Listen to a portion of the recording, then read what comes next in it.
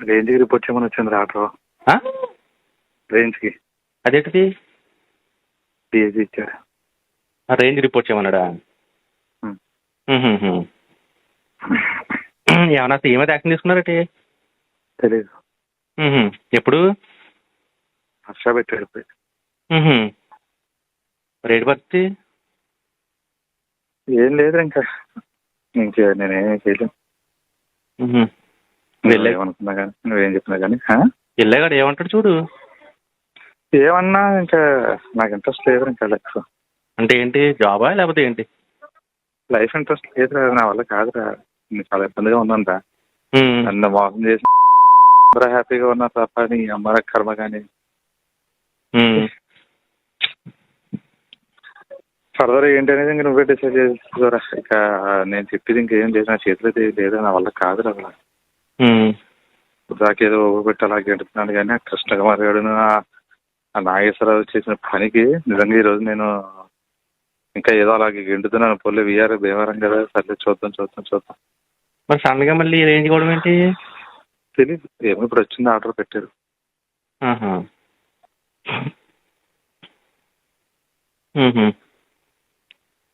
నేనైతే వెళ్ళలేను ఇంకా, నా వల్ల కాదు రిపోర్ట్ చేయడాలు ఇవన్నీ చేసి నేను వెళ్ళలేను. మనసు ఏం బాగోదు అసలు. అది చెప్పండి బాబా కృష్ణకుమార్ గారికి, తనతో ఇబ్బంది పెట్టండి సార్, ఏదన్నా అయితే మళ్ళీ నేను ఇబ్బంది పడతాను సార్ అంటే లేదు ఎమ్మెల్యే గారు చెప్పారు కదా అది ఇది అని చెప్పేసేసాడు. పెంట చేశాడు నా జీవితాన్ని. నాగేశ్వరరావు గారు చెప్తే ఈ నాగేశ్వరరావు చెప్తే ఈడు ఇలాగే పెంట చేశాడు. ఇద్దరు కలిపి సర్వనాశనం చేశాను నేను. ఎంతో హ్యాపీగా చక్కగా చేసుకుంటాను, ఫ్యామిలీ హ్యాపీ, అంత చక్కగా ఉండొచ్చు కదా అని అనుకున్నాను. ఎంత జరుగుతుందని అనుకురా.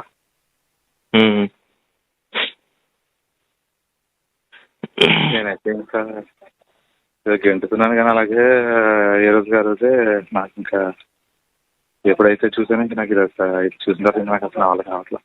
వాళ్ళు ఇప్పుడు దాకా ఉన్నావు, ఇప్పుడు వెళ్ళి ఒకసారి అసలు కనబడాడు, నాకు లూప్ కావాలండి నేను ట్రాన్స్కి వెళ్ళిపోతాను అడుగు, అసలు ఏమంటాడో చూద్దాం. పని ఆడి మనసులో బయటకు రాకుండా మనం ఎందుకు నెగిటివ్గా తీసుకోవడం? ఆడికి వెళ్ళిన తర్వాత అప్పుడు లేదురా, ఆడ వెళ్ళిన తర్వాత ఫస్ట్ డిస్ట్రిక్ట్ అలర్ట్ చేస్తారు అంతే, నాకు తెలుసు కదా జరిగింది.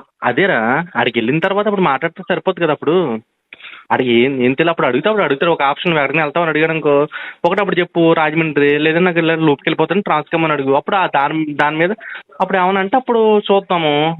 అక్కడ ఏమవుతుందో తెలియకుండా కంగారుగా ఇంకా అక్కడ ఏమవుతుందో ఏం లేదు, అంతా ఊహిస్తుందే జరుగుతుంది అంతే. అలాగే ఒకటి ఏదైతే ఊహిస్తున్నా స్లోగా జరుగుతుంది అంతే.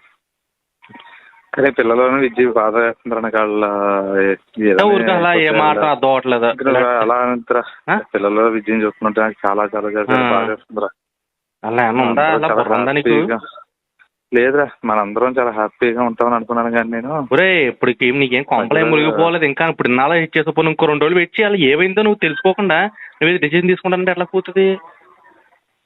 ఇప్పుడు ఏమవుతుంది, ఇప్పుడు ఓకే పెట్టారు, అక్కడ ఏమవుతుందో తెలుసుకోకుండా నువ్వు ఎందుకు మరి కంగారు పడతావు అన్న, వేస్ట్ కదా. అక్కడ పాజిటివ్ నెగిటివ్ దుప్పోక అప్పుడు నెగిటివ్ అయిందాక అప్పుడు నువ్వు అప్పుడు డిసిజన్ తీసుకుని ఒక అర్థం ఉంటుంది. అక్కడికి వెళ్ళిన తర్వాత నీకు పాజిటివ్గా రావచ్చు, రాజమండ్రి వెళ్ళిపోతాను సరే వెళ్ళిపో అన్నాడు. అంటే అక్కడికి వెళ్ళిన తర్వాత కృష్ణా జిల్లా రా, నో డౌట్. ఇక చెప్తాను కదా, తెలిసిందే నాకు కృష్ణా జిల్లా అలాట్మెంట్ అంటే. నేను అసలు కృష్ణా జిల్లా అలాట్మెంట్ అనేది అసలు నేను అసలు ఉండలేను కూడా. వెళ్ళినా నేను ఇక్కడ పెట్టేసేసి అక్కడికి వెళ్ళినా ఒక్క రోజు కూడా అక్కడ నేను ఉండలేను. ఆ వాతావరణం అది నా వల్ల కాదు అసలు. మరి తర్వాత దాన్ని ఏ విధంగా నువ్వు క్లియర్ చేస్తావు చూడు, కానీ నా వల్ల అయితే కాదు. రే బాబు నువ్వు కంగారు పడుకో, పిచ్చిగా మాట్లాడేం లేదు పిచ్చికేం లేదు, నా వల్ల అయితే కాదు ఇంకా. కానీ విద్య పిల్లలు మాత్రం నాకు చాలా జాలి వేస్తుంది. వాళ్ళు చాలా అదృష్టవంతులని అనుకున్నాను కానీ నేను అవుతారని అనుకోలేదు మధ్యలో. వాళ్ళు నిజంగా అదృష్టవంతులేరా, కానీ వాళ్ళ అదృష్టవంతులు కాదు అసలు. వాళ్ళ అదృష్టవంతులే, నువ్వు మాట్లాడే నువ్వు చేసే పనుల వల్ల దురదృష్టవంతులు అవుతారు. చాలా అదృష్టవంతులు అని అనుకున్నాను కంటే అది చాలా హ్యాపీ అని అనుకున్నాను. నువ్వు మాట్లాడుతున్నావు ఒకసారి నీతో మాట్లాడుతున్నావు. నువ్వు ఎవరితోటి మాట్లాడు, నేను బయట సీఎం గారి బందోబస్తు వచ్చిన ఇప్పుడు అనవసరం విద్యను కంగారు పెట్టుకో. ఇప్పుడు ఏం చేసుకుంటావు? ఏం చేసుకుంటావురా?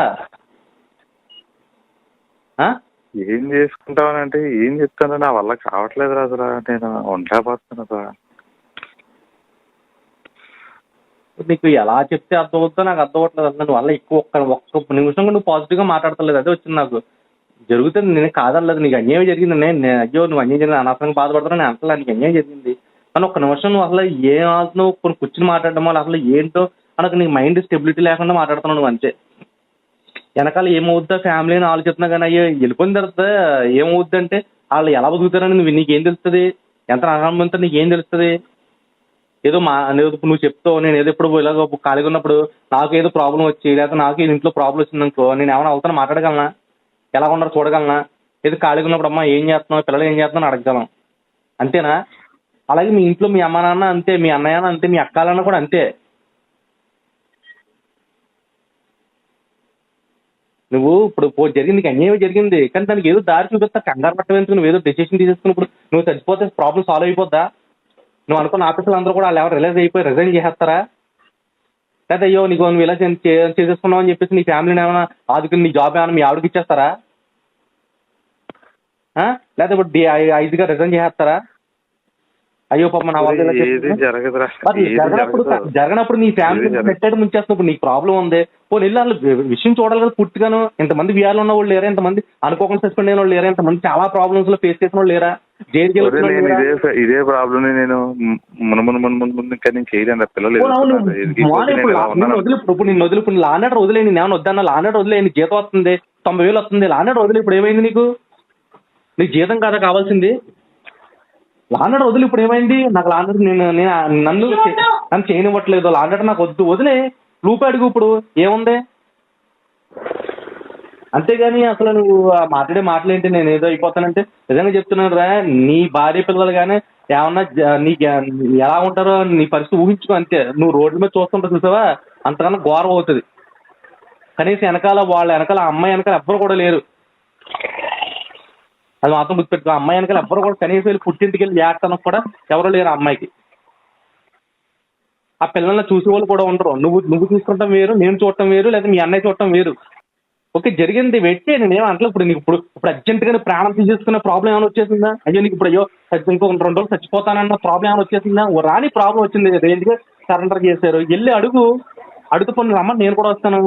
విషయం చెప్పు పోను. ఓకే కృష్ణా జిల్లాకి వచ్చారు, నీకు నష్టమే ఉంది. ఇప్పుడు కృష్ణా జిల్లా అయితే నీకు కావాల్సిన పోస్టింగ్ పిల్లలు ఒక పిల్లలు పెద్ద భారీ ఇప్పుడు 5వ క్లాస్ వరకు పోను ఏ స్కూల్లోనే చదివించు, నష్టం ఉంది. నువ్వు పెద్ద ఫ్యూచర్ గిట్స్లోనో లేకపోతే ఇంకో దాంట్లో చదివించవలసిన అవసరం కూడా ఏమీ లేదు కదా. కొంచెం నీ మనసు స్టెబిలిటీ అయిన తర్వాత అప్పుడు ఎక్కడితో షిఫ్ట్ అయ్యింది. కానీ ఇప్పుడు ఇక్కడ నిజంగా వెస్ట్ గోదావరి నీకు అన్యాయం జరిగింది. ఏమో జిల్లా మారితే మార్పు వస్తుందో లేకపోతే వింగ్ మారితే మార్పు వస్తుందో తెలియదు కదా. నువ్వు జిల్లా అక్కడ ఇదే ప్రాబ్లమ్స్ ఫేస్ చేసావు. నువ్వు జిల్లాకు వచ్చావు, ఆ ప్రాబ్లమ్స్ ఫేస్ చేయలే కదా. ఈస్ట్ గోదావరి బాగానే ఉంది కదా, బాగానే చేసుకున్నావు కదా, బాగానే పోస్టింగ్ వచ్చింది కదా. ఆ జిల్లా ఇంకా నీ ఇష్టం రే. నువ్వు కనీసం మా మాట కూడా నువ్వు వెళ్ళకపోతుందంటే ఇంకేం చెప్తాను చెప్పు. నేను నీకోసం ఏం ఆలోచించలేదు, నేను చెప్తున్నా. ఇప్పుడు నేను నీకోసం ఏమో ఆలోచించలే కదా. నేను పోలే నీకు అన్యాయం జరిగింది కాదంటలా. నీ ఫ్యామిలీ రోడ్డు మారేస్తామని చెప్పు. ఇప్పుడు నువ్వు చచ్చిపోతే ఏమన్నా ప్రాబ్లమ్ సాల్వ్ అయిపోతే ఏంటి? నువ్వు చచ్చిపోతే నీకు ఏమన్నా ఇప్పుడు నీ పేరు మీద ఏమన్నా స్తోభం కానీ పోలీసులో మంచిని చెప్పని బిడిది ఏమైనా ఇస్తారేంటి నీకు? నువ్వు చెప్పేది ఏది జరగదురా. ఏది జరగనప్పుడు ఫ్యామిలీ నుంచి నువ్వు అలా చేస్తావు. రే ఇవాళ రేపు 5 ఉండడురా. హలో వినబడుతుందిరా. ఇవాళ రేపు 5 ఉండడురా.